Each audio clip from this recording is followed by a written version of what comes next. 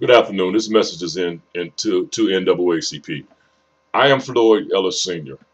I just sent you some documents a little while ago.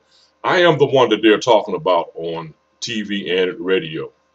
And, I have contacted television stations and I have asked them, if they wanted to talk about this matter, to talk about it in a proper perspective. First of all, they should be saying my name.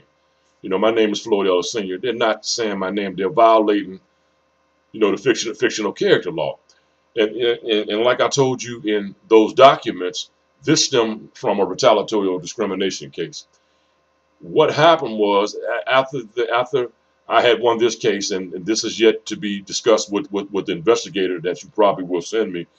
After I won a discrimination case, I proceeded to go back to work in this area. When I proceeded to go back to work, I kept getting dismissed from jobs. I mean, back to back. I had to leave this area and I had to go to Cleveland, Ohio. When I went to Cleveland, Ohio, this same family followed me up to Cleveland and they began to make life a living hell for me. Every job I got on, I would work maybe 6 weeks and I would get dismissed. I did manage to get one job up there that I held on to for about maybe 2 years. But eventually I wound up getting dismissed from that. Well, in between these times, I took this system and, I decided to apply it to the racetrack because I was always hitting the lottery. I began to hit, and after a while, the announcers began to make derogatory statements at me. And these statements can be heard from all over because they were coming from all over the nation at every track. They began to say, make derogatory statements as to me being a Sioux expert and things of that nature. And it just went on and on. It started round about in 1999, and those messages can still be heard over racetracks all over the nation. And after they began to send these messages out, I began to complain to the Civil Rights Commission that I did not want them making these statements over the air. They kept making these statements, and I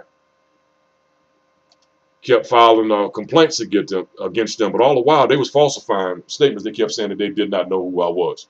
But they knew who I was, and I'm quite sure if you probe into Cleveland, Ohio, they'll tell you that it was always me that they were following.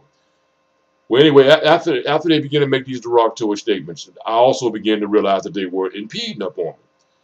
Because every time I would bet the same identical numbers that I would bet, they would descend all of a sudden.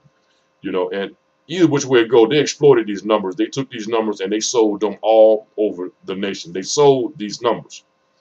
And people were hitting on them on both the lottery and the racetracks in every last category. Pick 3, pick 4, pick 5, and pick 6. These numbers work in every last category. And that is yet to be proven, but that is me that they're following. I'm going to cut this video short, and I hope to be hearing something from you soon. And the way that they was describing me, they were describing me as a homosexual. I'm not a homosexual, not at all. I'm a father of 8 kids, but this was all in retaliation, and this started when I was in my 30s, and I am 56 years old now, and it has to stop, because basically what they're doing is, they're stalling me, and while they're stalling me, prevent me from winning, they're telling me to give up my information. They're telling me that it's important to them, but what's more important than being able to take care of your family? If you are professional lottery players, and professional lottery players average a salary of $40,000 a year, legal tax deductible money. I know it's gambling, but this is legal money. This system that I have, it is an asset. And listen to what I'm saying. If it was good enough for them to make money off of me, then it should be good enough for me to make a living off of it. I mean, they made a ton of money, maybe close to billions, and no joke. Once you begin to probe into this, you'll find out that it is me that they're following. And this is all due to my race, because it stemmed from a discrimination case that I won, and they stopped me from progressing by setting these numbers off, which is just a matter of retaliatory or discrimination, which involve larceny and all other types of other violations. I'll be talking to you soon, and I look to hear, for a response back from you. and I'll be talking to you soon. And I'm Slave Fighter on Twitter. I'm connected to Al Sharpton, Michelle Obama, Mr. Obama.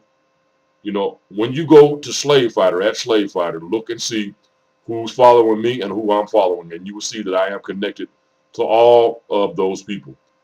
I'll be talking to you soon, and I hope to hear a response back from you soon, because it's not right the way that they are doing this. You know, they're trying to hold me down while they're trying to squeeze this information from me, and it's just wrong because it's just a matter of my race. I'll be talking to you soon.